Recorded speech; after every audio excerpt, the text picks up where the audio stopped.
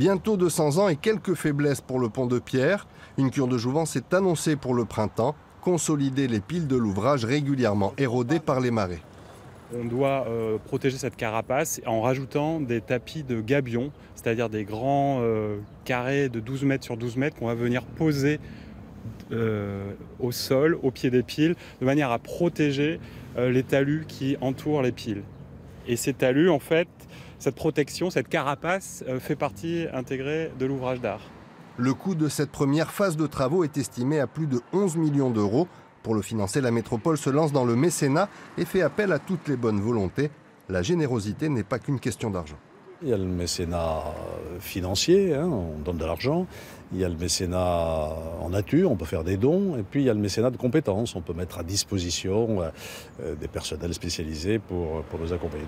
Qu'ils viennent du monde viticole, culturel ou gastronomique, de généreux donateurs sont déjà sur le pont.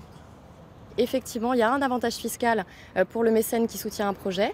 Pour le particulier, c'est 66% du montant de son don qui est défiscalisable. Et pour l'entreprise, c'est 60% du montant de son don, quelle que soit l'entreprise, PME, grande entreprise, même des TPE.